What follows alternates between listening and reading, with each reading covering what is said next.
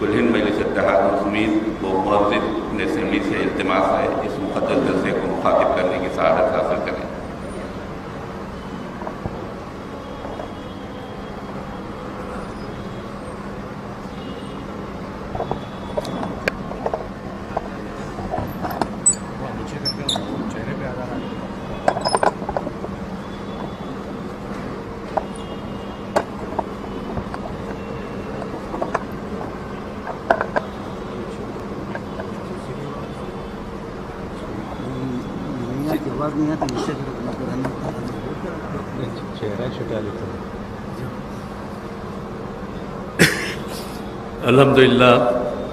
الحمدللہ رب العالمین والصلاة والسلام علی سید الانبیاء والمرسلین وعلی آلہ الطیبین الطاہرین واصحابہ الاکرمین اجمعین، اما بعد۔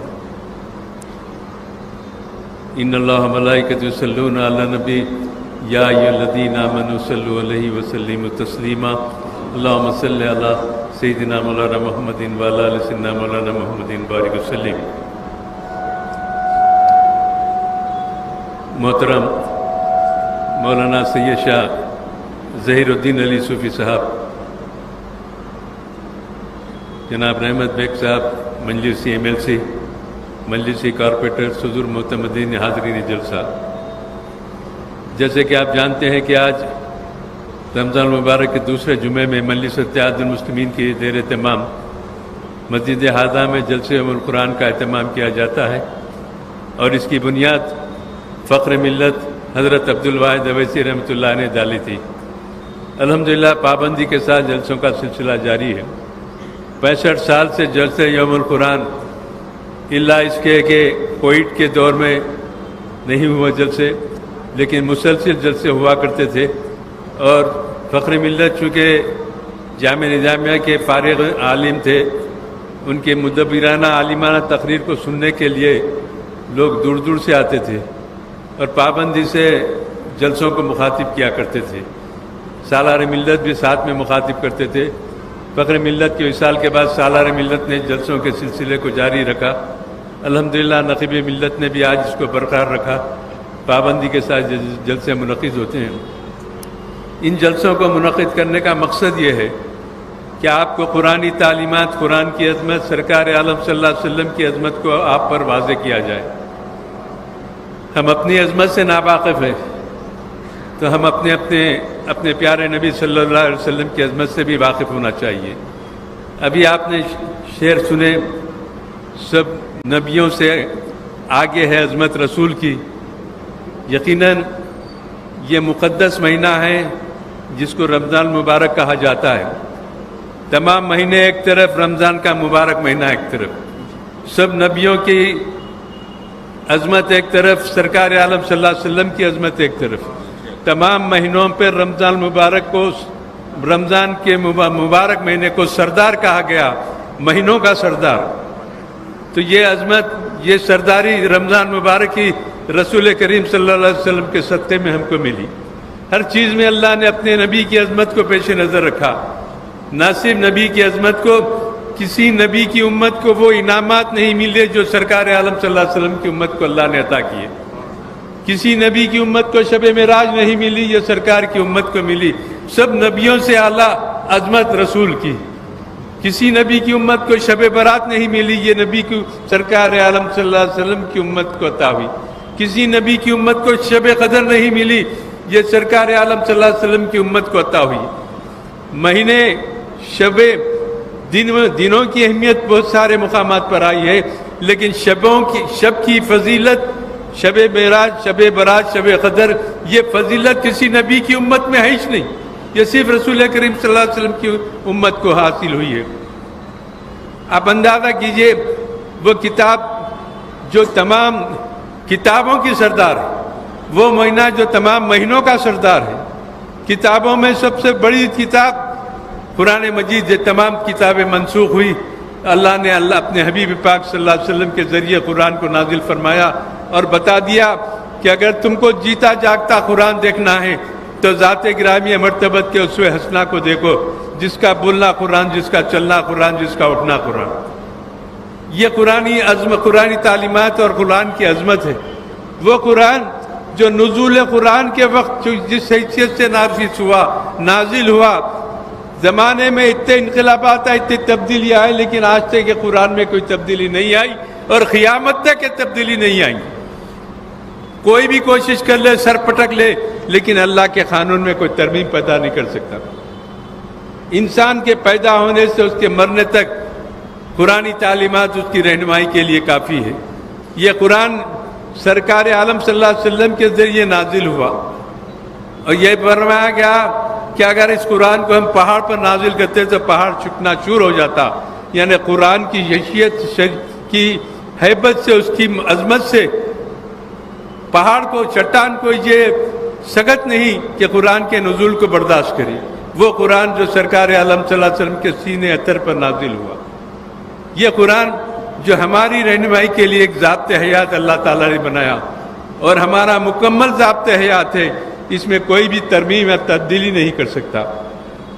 جیسے کہ معراج کے موقع پر رسول اللہ صلی اللہ علیہ وسلم کو 50 وقت کی نمازوں کو فرض کیا گیا۔ کہنے والوں نے کہا یا رسول اللہ صلی اللہ علیہ وسلم، آپ کی امت 50 وقت نماز نہیں پڑھے گی، تعداد کو کم کروائیے۔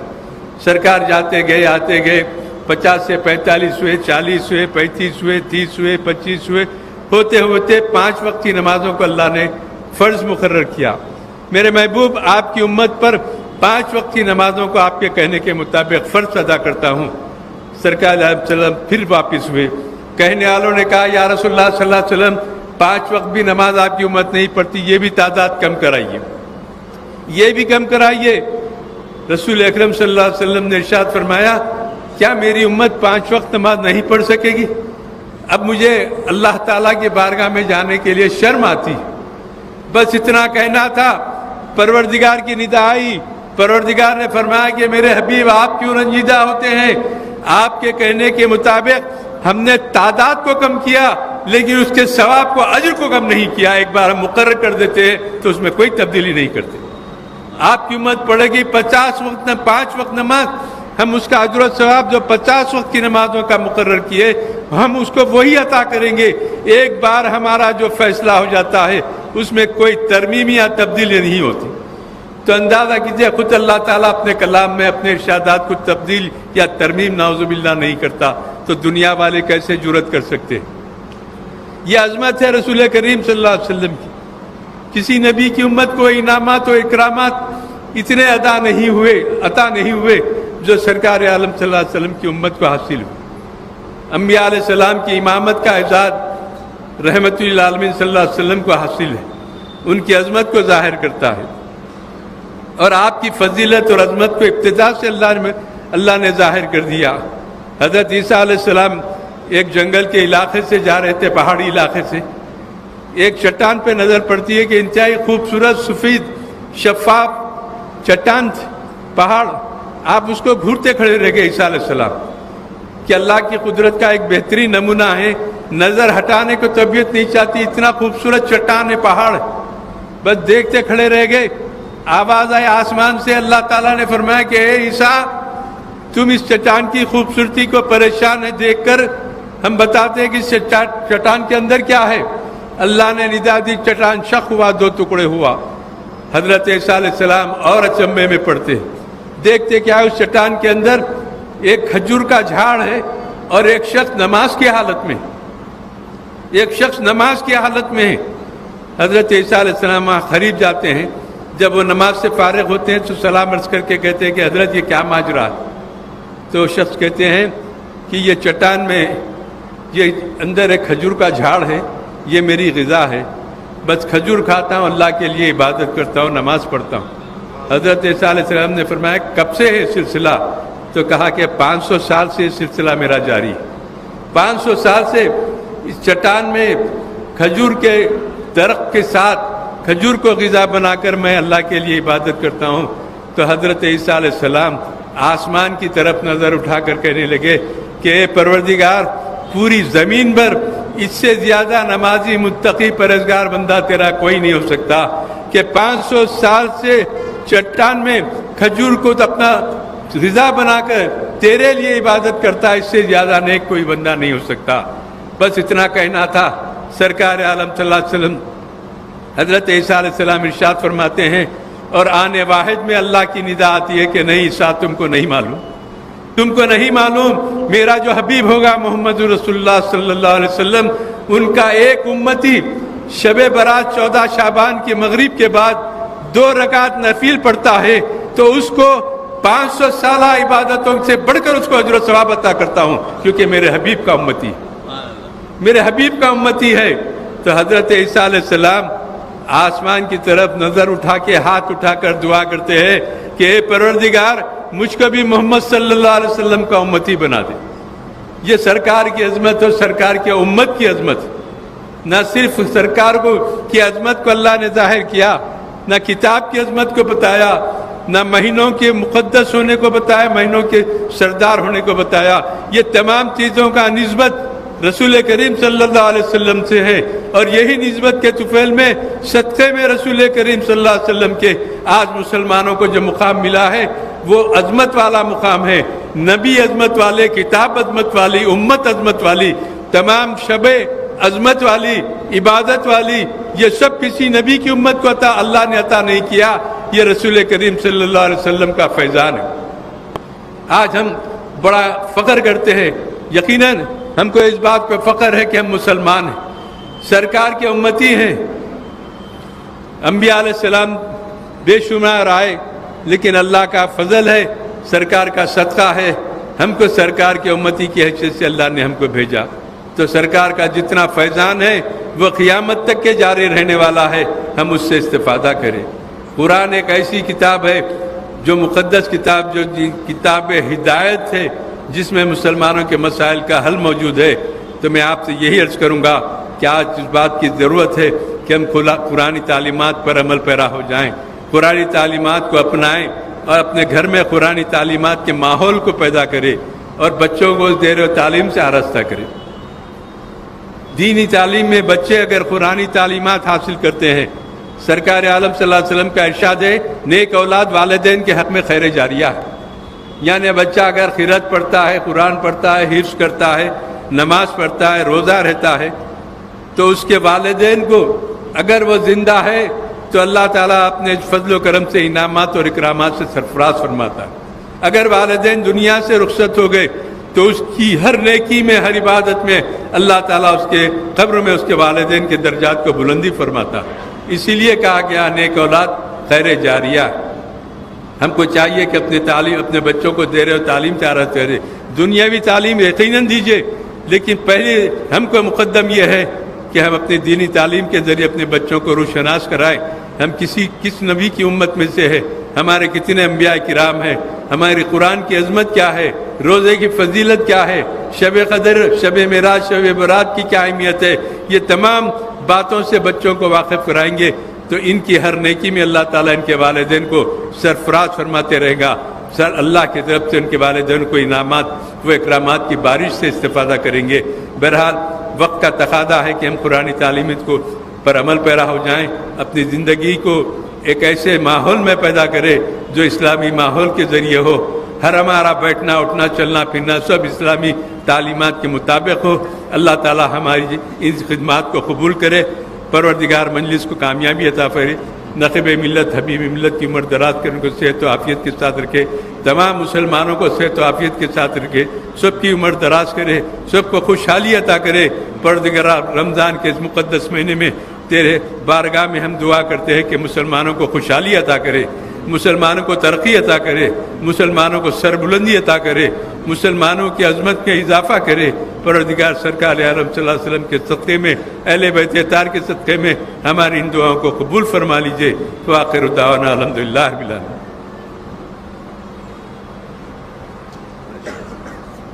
جناب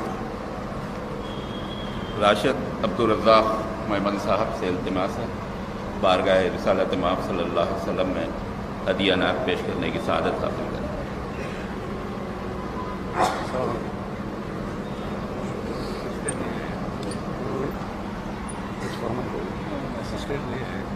نہیں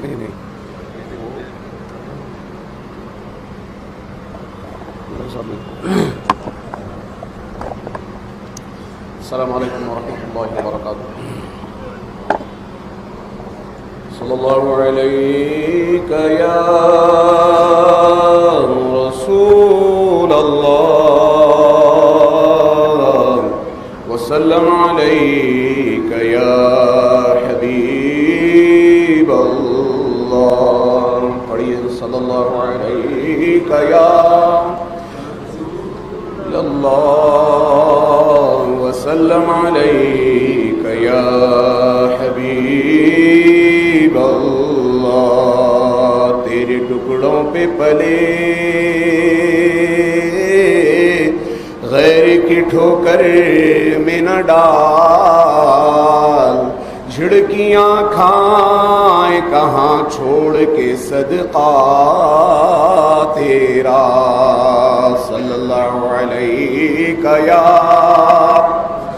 رسول اللہ وسلم علیک یا حبیب اللہ. صلی اللہ علیہ وسلم. پرانی اور ایک مشہور نعت شریف کی چند اشعار سنانے کی سعادت حاصل کر رہا ہوں.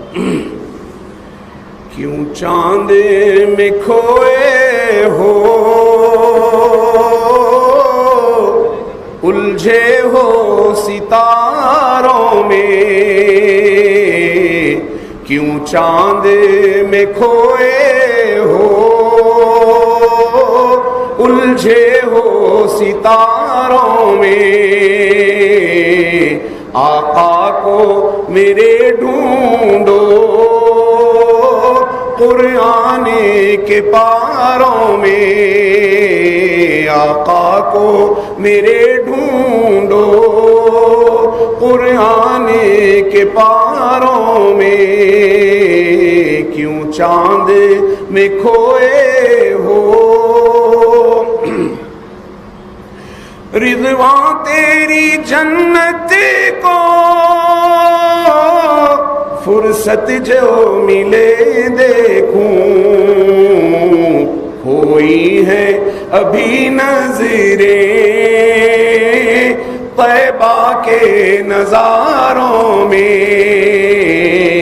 ہوئی ہے ابھی نظریں طیبہ کے نظاروں میں. ان کے ہی پسینے کی خوشبو ہے بہاروں میں. ان کے ہی پسینے کی خوشبو ہے بہاروں میں. ان کی ہی تجلی ہے ان کی ہی تجلی ہے چاند اور ستاروں میں. کیوں چاند میں کھوئے ہو الجھے ہو ستاروں میں. جنت کسے کہتے ہیں ہم تجھ کو بتائیں گے. آ بیٹھ ذرا وائز آ بیٹھ ذرا وائز ہم درد کے ماروں میں. آ بیٹھ ذرا وائز ہم درد کے ماروں میں. اے کاش کبوتر ہی ہم بن کے رہے ہوتے. اے کاش کبوتر ہی ہم بن کے رہے ہوتے. اس گنبد خضرا کے پر نور میناروں میں. اس گنبد خضرا کے پر نور میناروں میں. جبریل امین اور سدرہ کے مکینوں نے تم سانا حسین دیکھا لاکھوں میں ہزاروں میں، تم سانا حسین دیکھا لاکھوں میں ہزاروں میں، کیوں چاند میں کھوئے ہو الجھے ہو ستاروں میں، آقا کو میرے ڈھونڈو قرآن کے پاروں میں۔ السلام علیکم ورحمۃ اللہ وبرکاتہ۔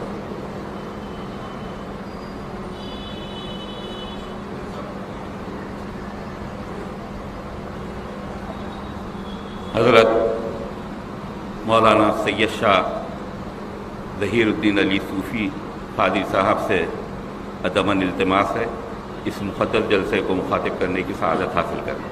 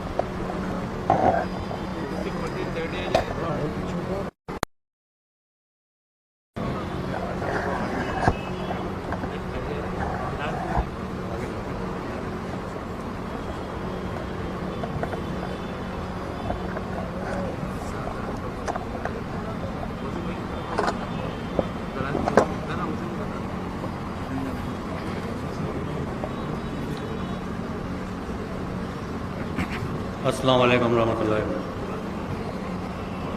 اعوذ باللہ من الشیطان الرجیم، بسم اللہ الرحمن الرحیم، الحمد للہ رب العالمین والعاقبۃ للمتقین والصلاۃ والسلام علی رسولہ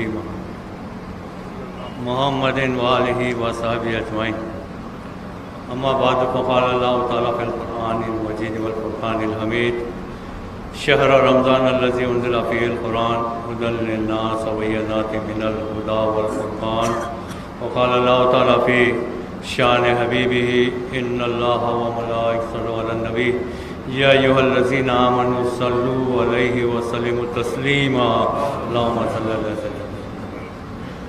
حق و باطل جو دکھائے وہ ہے فرقان صوفی، حق و باطل جو دکھائے وہ ہے فرقان صوفی، عبد و رب کو جو ملائے وہ ہے قرآن صوفی، عبد و رب کو جو ملائے وہ ہے قرآن صوفی۔ سنتے ہیں ڈوبنے سے جان جاتی ہے، سنتے ہیں ڈوبنے سے جان جاتی ہے، عشق مصطفیٰ میں ڈوبنے سے جان میں جانا، عشق مصطفیٰ میں ڈوبنے سے جان میں جان آتی ہے۔ محفل میں تشریف فرما مولانا سید احمد پاشا قادری صاحب ظریف اللہ معزز، رکن اسمبلی و معتمد عمومی کل ہند مجلس اتحاد المسلمین، اور جناب مرزا رحمت بیگ صاحب MLC مجلس اراکین بلدیہ، میرے عزیز بزرگوں اور دوستوں، آپ تمام حضرات اس سے اچھی طرح واقف ہے کہ ابھی میں نے جس چیز کی آپ کے سامنے تلاوت کی وہ خدا کا کلام یعنی قرآن مجید ہے، اور اس سے بھی ناآشنا نہیں کہ آج آپ ہم کلین مجلس اتحاد المسلمین کے زیر اہتمام حزب عمل درآمد قدیم اس متبرک مہینے میں اس اللہ کے گھر میں جلسہ یوم القرآن کے تعلق سے قرآن کی کچھ باتیں سننے اور سنانے کے لیے یہاں پر جمع ہوئے ہیں۔ ویسے یہ مہینہ رمضان مبارک کا مہینہ روحانی اعتبار سے عبادتوں اور ریاضتوں کا مہینہ ہے، اس کے اجر و ثواب کے اعتبار سے بڑے رحمت والا برکت والا مہینہ ہے۔ رمضان مبارک کا مہینہ نزول قرآن کا مہینہ ہے، رمضان مبارک کا مہینہ روزوں کا مہینہ ہے، رمضان مبارک کا مہینہ تراویح کا مہینہ ہے، رمضان مبارک کا مہینہ رحمتوں اور برکتوں کا مہینہ ہے، رمضان مبارک کا مہینہ مغفرت کا مہینہ ہے، رمضان مبارک کا مہینہ دوزخ کی آگ سے نجات کا مہینہ ہے، رمضان مبارک کا مہینہ صلہ رحمی کا مہینہ ہے، رمضان رمضان مبارک کا مہینہ یتیموں اور مسکینوں کے سروں پہ ہاتھ رکھنے کا مہینہ ہے۔ رمضان مبارک کا مہینہ قرض داروں کے بوجھ کو ہلکا کرنے کا مہینہ ہے۔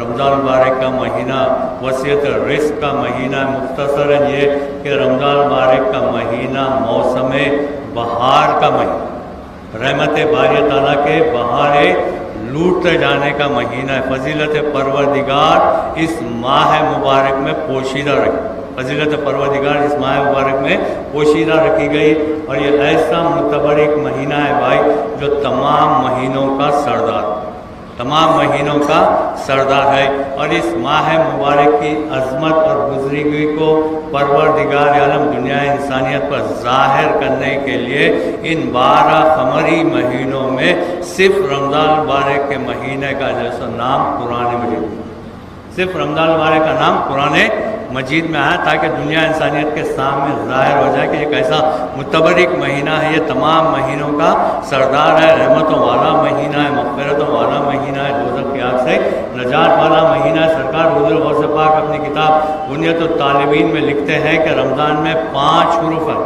رمضان میں 5 حروف ہے۔ آپ لکھتے ہیں کہ ری سے جیسو اللہ کی رضا، میم سے جیسو اللہ کی محبت، زواد سے جیسو اللہ کی ضمانت، الف سے جیسو اللہ کی الفت، اور نون سے جیسو اللہ کا نور اس ماہ مبارک میں شامل ہے۔ اللہ کی رضا، ایک بندہ مومن جیسو اس ماہ مبارک میں روزہ رکھتا ہے، عبادتیں کرتا ہے تو اس کا مقصد و منشا یہی ہونا چاہیے بھائی، خالصۃ اللہ کی رضا کے، کسی دکھاوے کے لیے نہیں، ریاکاری کے لیے نہیں، روزدار مشہور ہونے کے لیے نہیں۔ اس واسطے حدیث قدسی میں ارشاد باری تعالیٰ ہوتا ہے کہ ایک بندہ مومن میرے لیے کھانا چھوڑ دیتا، میرے لیے پینا چھوڑ دیتا ہے، خواہشات نفسانی کو ترک کر دیتا ہے، تو خطاب باری تعالیٰ ہوتا ہے کہ اس کا اجر میں خود دیتا ہوں، اس کا اجر میں خود دیتا ہوں۔ لیکن بعض حدیث میں یہاں تک آیا کہ اس کا اجر میں خود، اس کا اجر میں خود۔ ایسا متبرک مہینہ ہم کو سرکار دو عالم صلی اللہ علیہ وسلم کے صدقہ طفیل میں عطا کیا گیا، جس میں رحمتیں، برکتیں، نعمتوں کا نزول ہوتا ہے۔ اور میرے آقا نے ارشاد فرمایا کہ اگر اس ماہ مبارک میں اگر کوئی بندے مومن کسی روزدار کو روزہ افطار کرا دے تو اس کو اتنا ہی ثواب ملے، اس کو اتنا ہی ثواب ملے گا، روزدار کے ثواب میں کوئی کمی نہیں ہوگی۔ اس وقت سرکار دو عالم صلی اللہ علیہ وسلم کے زمانے میں قرون کے اولا کے مسلمانوں نے، صحابہ کرام نے عرض کیا کہ رسول اللہ ہم میں بہت سارے ایسے نہیں، اتنی استطاعت نہیں رکھ سکتے کہ ہم روزدار کو روزہ افطار کریں۔ آج تو اللہ کے فضل و کرم سے ہمیں بہت سارے ایسے ہیں جو 1-2 کو نہیں بلکہ سینکڑوں کو روزہ افطار، سینکڑوں کو روزہ افطار کرا سکتے ہیں۔ اللہ تعالیٰ کا شکر ادا کرنا چاہیے۔ لیکن میں آج کے زمانے کی بات نہیں کروں گا، اس زمانے میں سرکار دو عالم صلی اللہ علیہ وسلم کے زمانے میں مسلمانوں کا یہ معاملہ تھا کہ یہ معاملہ تھا، صحابہ کرام عرض کرتے ہیں رسول اللہ ہمیں اتنی استطاعت، ہمیں بہت سارے اتنی طاقت نہیں رکھ سکتے کہ روزدار کو روزہ افطار کرا سکے۔ تو میرے آقا نے ارشاد فرمایا کھجوری سے ایک پیالہ شربت ہی صحیح، اگر روزدار کو روزہ افطار کرا دیا جائے تو اس کو اتنا ہی ثواب ملے گا، روزدار کے ثواب میں کوئی کمی نہیں ہوگی۔ صحابہ کرام کا معاملہ یہ تھا کہ اپنی ضرورتوں پر دوسروں کی ضرورتوں کو ترجیح دیا، اپنی خواہشات پر دوسروں کی خواہشات کو ترجیح دیا کرتے تھے۔ روایتوں میں آتا ہے کہ ایک صحابی رسول، مہاجر صحابی رسول تھے جن کے پاس کھانے کے لیے کچھ میسر نہیں تھا تو وہ روزے پہ روزہ رکھتے تھے۔ تو انصاری صحابی رسول حضرت ثابت رضی اللہ تعالیٰ ٹال لیتے ہیں، محسوس کرتے ہیں کہ ان کے پاس کھانے کے لیے کچھ میسر نہیں ہے، تو اس واسطے روزے پہ وہ روزہ رکھتے ہیں۔ اور جیسے ہی محسوس کرتے ہیں حضرت ثابت رضی اللہ تعالیٰ، وہ مہاجر صحابی کے پاس جا کر کہتے ہیں کہ آج آپ افطار میں جیسے میرے گھر آئیے، آپ کے لیے جیسے میرے گھر پہ دعوت، آپ کی میرے گھر پہ دعوت ہے۔ یہ دعوت دے کے حضرت ثابت رضی اللہ تعالیٰ اپنے گھر کو جاتے ہیں اور اپنی زوجہ سے کہتے ہیں کہ میں نے دیکھا کہ ایک مہاجر صحابی ہے جن کے پاس کھانے کے لیے کچھ میسر نہیں، تو وہ روزے پہ روزہ رکھتے جا رہے ہیں، تو میں نے انہیں اپنے گھر آنے کی دعوت میں دے دیا ہوں، تو ان کے لیے کچھ اچھا پکاؤ۔ تو حضرت ثابت رضی اللہ تعالیٰ بھی کوئی مالدار صحابی رسول، اور دولت مند صحاب رسول نہیں تھے. ان کی زوجہ کہتی ہے کہ گھر میں سوائے ایک آدمی کے دوسرے آدمی کا کھانا موجود، ایک آدمی کے دوسرے آدمی کا کھانا موجود نہیں. حضرت ثابت رضی اللہ تعالیٰ کہتے ہیں کہ میں نے تو انہیں دعوت دے دی ہے. ایسا کریں گے جب وہ آئیں گے تو دسترخوان بچھائیں گے، ان کے سامنے کھانا رکھ دیں گے اور ہم بھی ساتھ میں بیٹھ جائیں گے. تم چراغ کو درست کرنے کے ہیلے سے اٹھنا، چراغ کو بجھا دینا، چراغ کو بجھا دینا. اندھیرے میں جیسے ان کو ہم ایسا محسوس کرائیں گے کہ ہم بھی ان کے ساتھ تناؤ. منشے کے مطابق صحاب رسول آتے ہیں، دسترخوان بچھا دیا جاتا ہے، کھانا رکھ دیا جاتا ہے. حضرت ثابت رضی اللہ تعالیٰ کی زوجہ محترمہ اٹھتی ہے، چراغ کو جیسے درست کرنے کے ہیلے سے چراغ کو بجھا دیتی ہے. اور روایتوں میں آتا ہے کہ حضرت ثابت رضی اللہ تعالیٰ ان کی زوجہ ایسا محسوس کراتے ہیں کہ وہ بھی ان کے ساتھ خاصا تناؤ. بہرحال مہمان صحاب رسول تناول کر کے چلے جاتے ہیں. حضرت ثابت رضی اللہ تعالیٰ ان کی زوجہ محترمہ ویسے ہی بھوکے پیٹ سو جاتے ہیں. دوسرے دن حضرت ثابت رضی اللہ تعالیٰ جب نماز فجر کے لیے سرکار دو عالم صلی اللہ علیہ وسلم کی بارگاہ میں جب جاتے ہیں تو روایتوں میں آتا ہے کہ حضرت ثابت رضی اللہ تعالیٰ کو دیکھ کر سرکار دو عالم صلی اللہ علیہ وسلم مسکرا دیتے ہیں. اور میرے آقا نے ارشاد فرمایا کہ اے ثابت، کل رات کے تمہارے مہمان کے ساتھ مہمان نوازی کی ادا پروردگار عالم کو بڑی پسند آئی.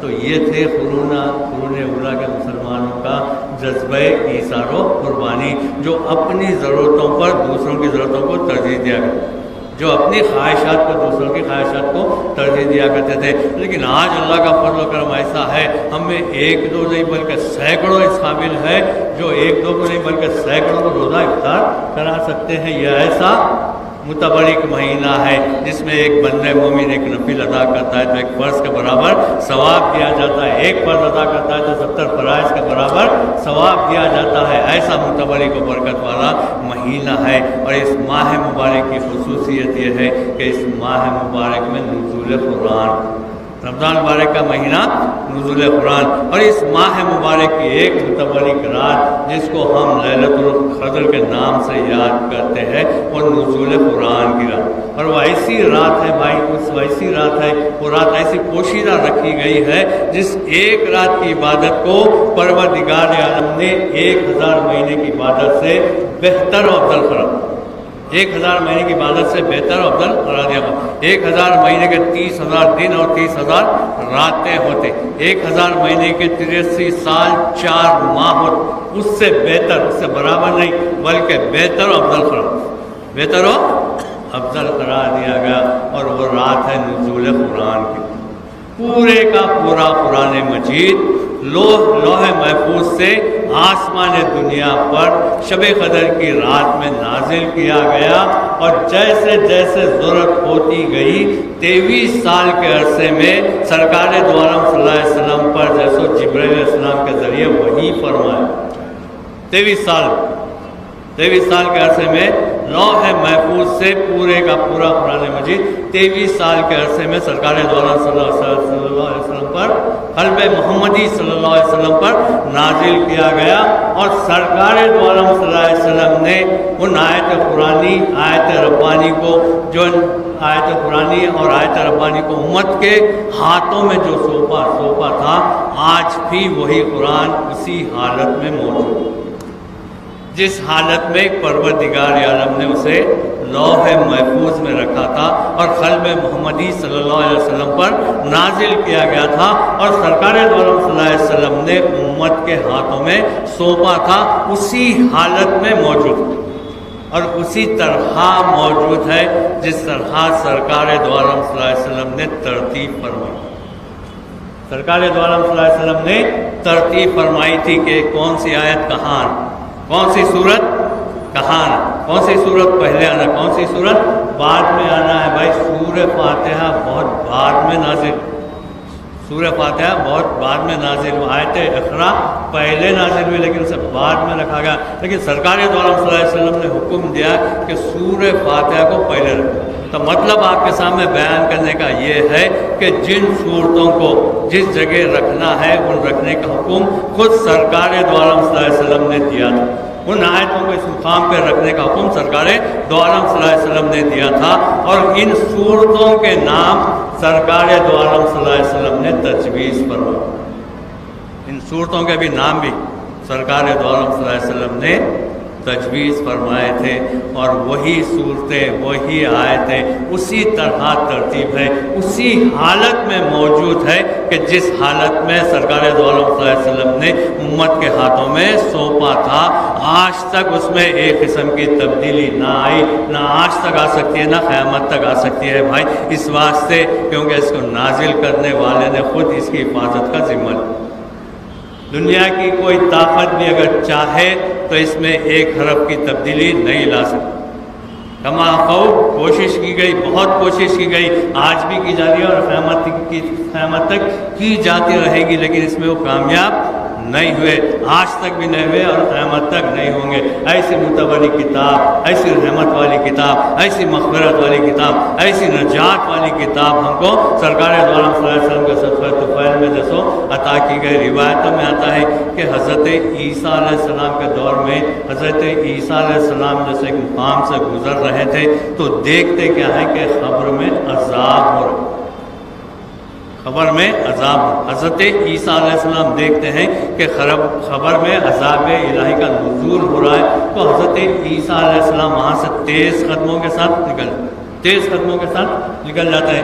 اپنے کام سے فارغ ہونے کے بعد پھر حضرت عیسیٰ علیہ السلام جب واپس آتے ہیں اور دیکھتے ہیں جس خبر میں عذاب ہو رہا تھا اس خبر میں ثواب ہو رہا، اس خبر میں ثواب ہو رہا، اس خبر کو نور سے منور، رحمتوں اور برکتوں کا نزول ہو رہا تھا اس خبر میں۔ حضرت عیسیٰ علیہ السلام حیران و پریشان ہو جاتے ہیں اور عرض کرتے ہیں کہ باری تعالیٰ یہ کیا معاملہ ہے، یہ کیا معاملہ ہے، میں جا رہا تھا تو عذاب ہو رہا، اب میں واپس آیا تو جیسے ثواب ہو رہا، اس کا کیا مطلب ہے، یہ کیا معاملہ ہے؟ تو غیب سے حضرت عیسیٰ علیہ السلام کے لیے آواز آئی کہ عیسیٰ معاملہ یہ تھا، یہ بڑا گناہگار تھا، اس کو عذاب قبر ہو رہا تھا، لیکن جب وہ اس دنیا سے رخصت ہوا تو اس کی زوجہ حاملہ تھی، اس کے پیٹ میں بچہ تھا۔ جب وہ اس دنیا سے رخصت ہونے کے بعد وہ بچہ اس دنیا میں آیا، اور اس دنیا میں آنے کے بعد 4 سال کے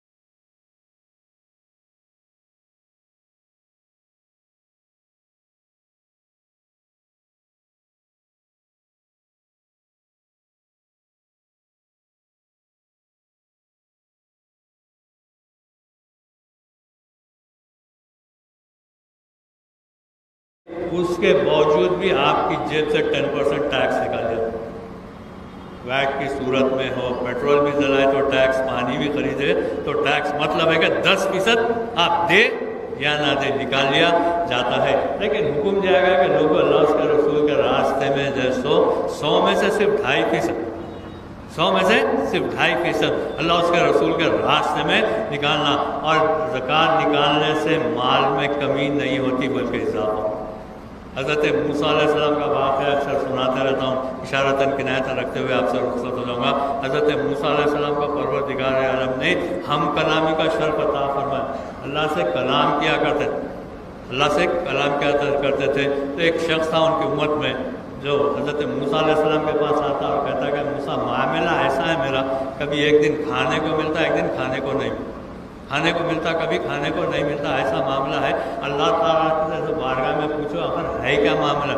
آپ کلام کرتے ہیں میرے بارے میں پوچھیے اور میرے لیے سفارش کر کے میری زندگی میں جتنا بھی اناج، جتنا بھی غلہ ہے، میری تقدیر میں جتنا ہے ایک وقت میں دلا دے، ایک وقت میں دلا لیے، جتنا ہو سکا کھا لیے، اس کے بعد دیکھا جائے گا اللہ مالک۔ تو بہرحال حضرت موسیٰ علیہ السلام سفارش کر کے جیسے اس کی زندگی میں جتنا، اس کی قسمت میں جتنا اناج تھا، غلہ تھا، وہ دلا دیتے۔ دلانے کے بعد حضرت موسیٰ علیہ السلام اپنے کاموں میں مشغول ہو جاتے ہیں. کئی زمانے کے بعد جیسے ان کو ذہن میں آتا ہے کہ میں نے سفارش کر کے جیسے اناج دلایا تھا، بہت تھوڑا اناج تھا، چند مہینوں کا تھا، اس کا کیا حال ہوا کہ بول کے جیسے حضرت موسیٰ علیہ السلام دیکھنے کے لیے اسی مقام پر آتے ہیں. وہی جھوپڑے کے پاس جب آتے ہیں دیکھتے ہیں کہ حضرت موسیٰ علیہ السلام کی تعجب کی انتہا نہیں رہتی. دیکھتے کہ ہے وہاں پر ایک خوبصورت محل، ایک خوبصورت محل بنا ہوا ہے. حضرت موسیٰ علیہ السلام بھی پریشان ہو جاتے ہیں، یہ کیا معاملہ ہے. جب محل کے اندر داخل ہوتا ہے تو دیکھتے کہیں کہ چاروں طرف دسترخوان بچھا ہوا، چاروں طرف دسترخوان بچھا ہوا ہے. لوگ جیسے اس پہ تناول کھا رہے ہیں، لذیذ غذا جیسے رکھی ہوئی ہے، اور بیچ میں ایک تخت ہے، اس پہ ایک شخص جیسے ٹیکے لگائے ہوئے لیٹا ہوا.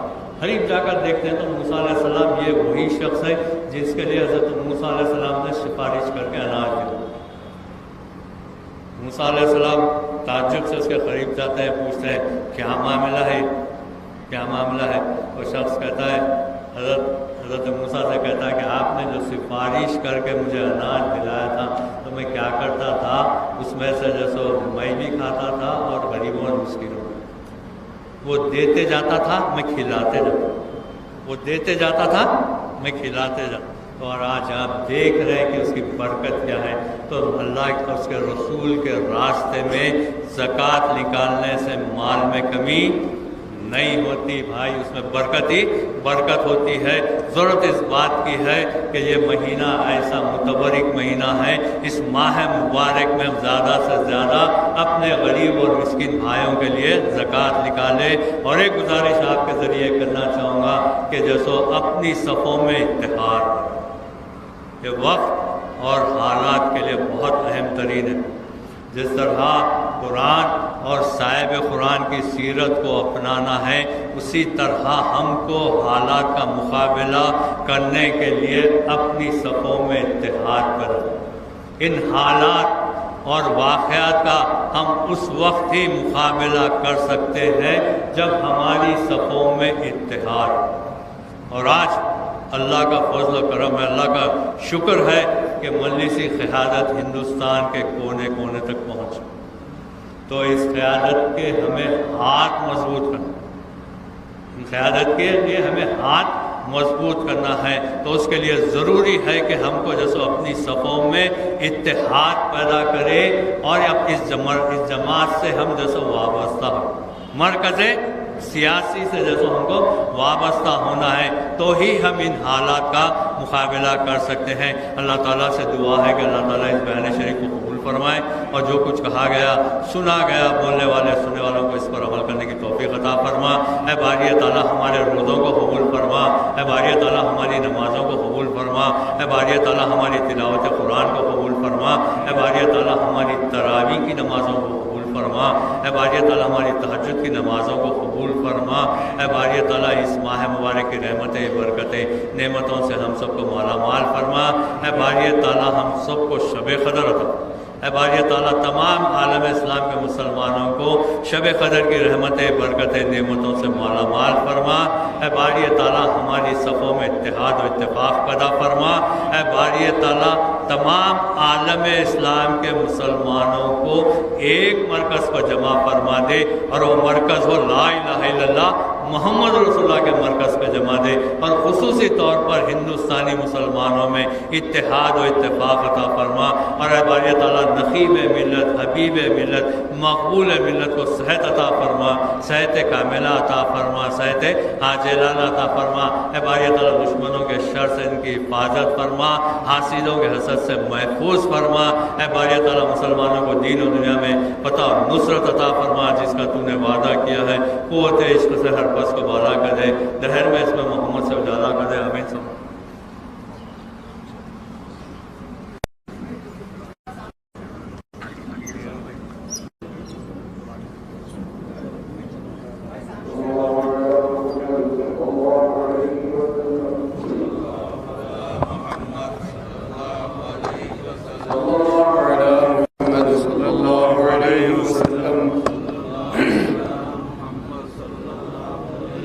صلی اللہ علی محمد صلی اللہ علیہ وسلم. صلی اللہ علی محمد صلی اللہ علیہ وسلم. شان خدا کے آپ ہیں مظہر، لاکھوں درود اور لاکھوں سلام، رحمت عالم اپنے پیمبر، لاکھوں درود اور لاکھوں سلام، شان خدا کے آپ ہیں مظہر، لاکھوں درود اور لاکھوں سلام، رحمت عالم اپنے پیمبر، لاکھوں درود اور لاکھوں سلام۔ عرشی ادھر سے فرشی ادھر سے، اے جان عالم اے ماہ عالم، عرشی ادھر سے فرشی ادھر سے، اے جان عالم اے ماہ عالم، مسرور ہیں سب محفل میں پڑھ کر، لاکھوں درود اور لاکھوں سلام، شان خدا کے مظہر، لاکھوں درود اور لاکھوں سلام، رحمت عالم اپنے پیمبر، لاکھوں درود اور لاکھوں سلام۔ صلی علی کی دھوم مچی ہے، نور خدا کی دھوم مچی ہے، حق نے بنایا آپ کو اطہر، لاکھوں درود اور لاکھوں سلام، شان خدا کے آپ ہیں مظہر، لاکھوں درود اور لاکھوں سلام، رحمت عالم اپنے پیمبر، لاکھوں درود اور لاکھوں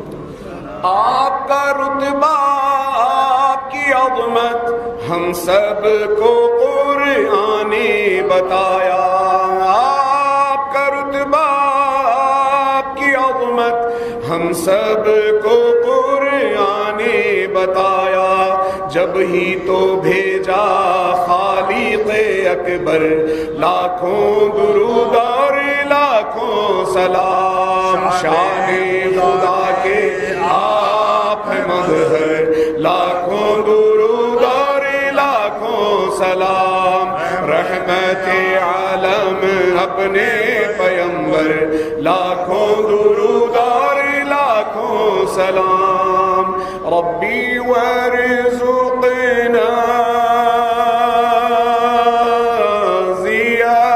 زیارته قبل قبض روحی والحرج،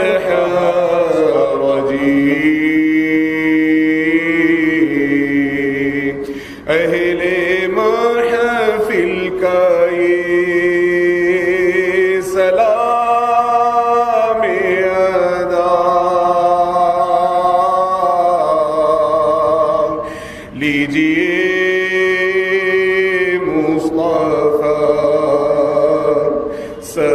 سلام علیک، سلام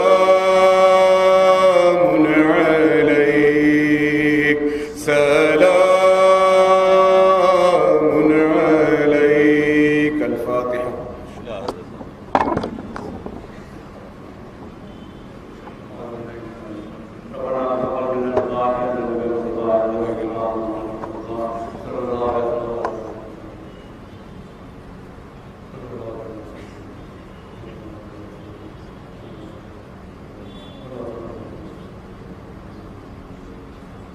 قال الله تعالى في شان حبيبه إن الله لا يصلي على النبي يا أيها